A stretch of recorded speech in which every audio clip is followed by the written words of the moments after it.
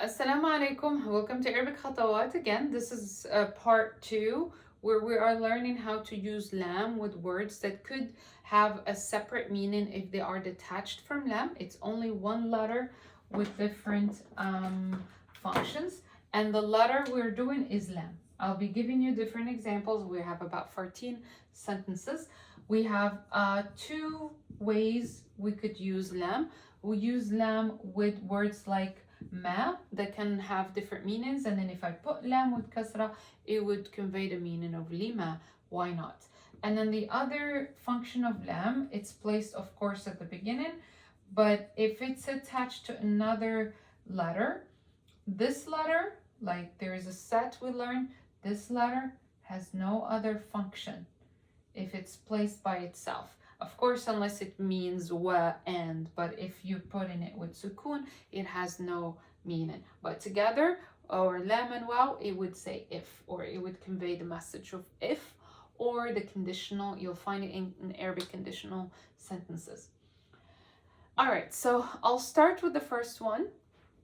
And over here, I will rewrite these words and listen in carefully as I will introduce some grammar lessons, and at the same time I will be asking you to form your own examples. So get a pen and paper. Let me get my eraser, and there you go. So the first sentence we have lima, lam with kasra and mim and alif. Lima la tartah, why don't you get some rest? And the verb irtaha, let me get this closer so you can see it. Okay, and then this should be fine. Yeah, all right. Lima la tartah, why don't you get some rest? Why don't you get some rest? Tartah, I'm referring to, or I'm addressing a male, then I would say ta. Irtaha is the verb, to get rest or some rest. The second example we have صرخ لما, and the meaning of lamma is when. So I would say صرخ لما رأى ثعبان. He screamed when. Lamma is another way of saying عندما or حين. So I could say lamma or عندما or حين, three words that would convey the meaning of when in English. So here I have صرخ, he screamed in the past.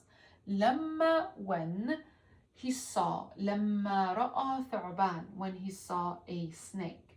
The third example I have is استمع, he listened to. استمع للدرس, he listened to the lesson, and this one would convey li, the meaning of li, and li is for, but to, for the reason. استمع للدرس, he listened to the lesson in order to. لكي, and over here we have لكي يفهم, to understand. استمع للدرس لكي يفهم, he listened to the lesson to understand. So in this case, I'm using لكي for the reason or for the purpose of understanding. دخل غرفته, دخل غرفته, he entered his room to rest. ليرتاح, or for the sake of resting. ليرتاح, to rest. The fifth one we have لم يستطع. لم يستطع, he couldn't. إكمال, finish, he couldn't finish, and I'm using إكمال as a gerund. He couldn't finish. لم يستطع إكمال الواجب, the homework. لم يستطع إكمال الواجب.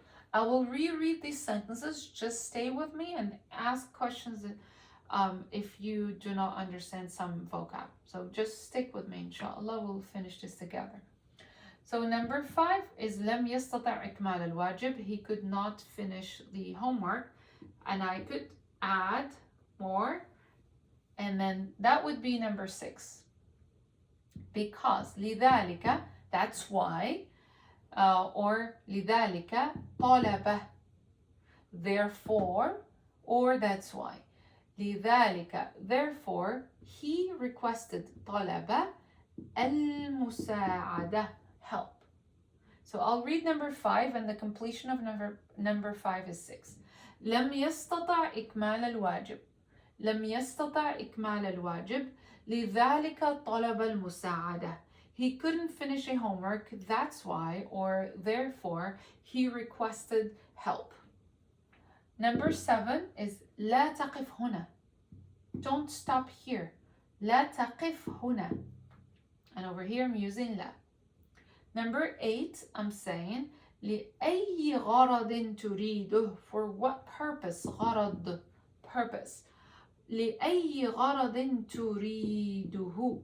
And sometimes you would find غرض as a matter. For what matter do you need him? So تريده, want him. And you have it as one word. لأي غرض تريده. And if you are putting or placing the case and then you would say لأي غرض because it's indefinite. Number 9 or الجملة التاسعة يدرس, he studies. يدرس العربية لأنه يحبها. يدرس العربية لأنه يحبها. He studies Arabic because he loves it. لأنه يحبها. Number 10 أو الجملة العاشرة أريد أن أتمشى. أريد أن أتمشى. For my students, they have learned, remember before, we have encountered أتمشى and مشى. So over here, أتمشى refers to going for a walk as an exercise, like more of like your exercise through walking. It's not jogging, maybe.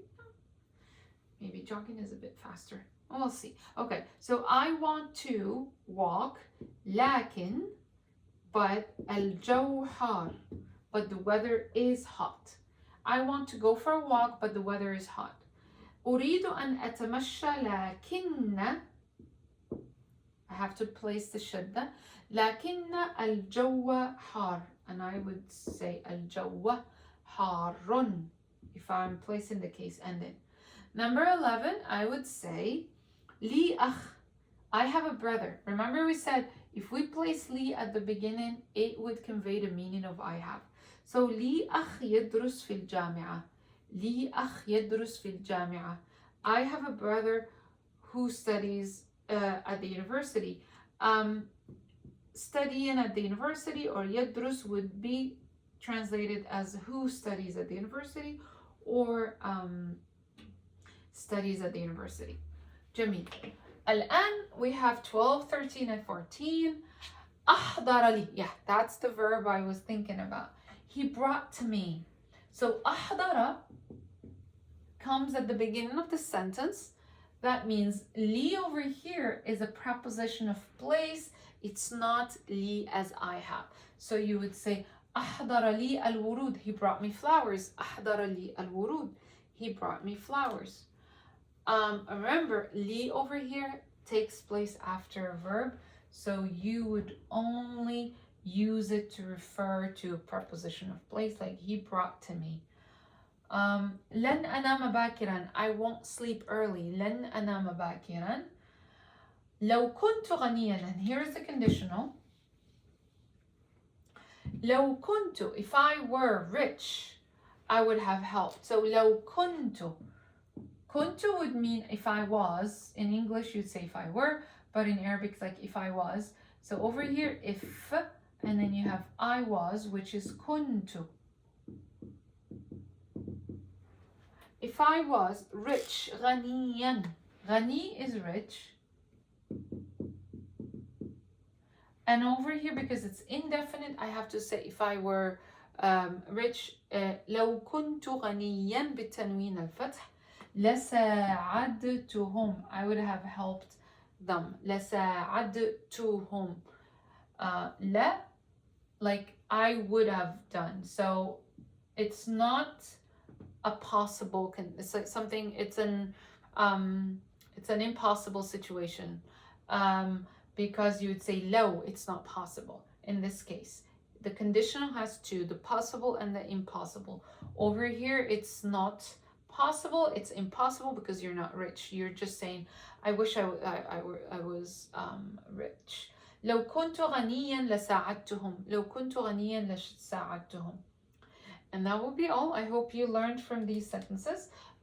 Please comment or get in touch with me if you are in our classes, and let me know if you have any questions related to the lam and how you're using it with certain words to convey one meaning. And if you detach it from those words, it would have completely different function. So I'll see you inshallah in upcoming videos, and I hope you enjoyed this lesson. Assalamu alaikum.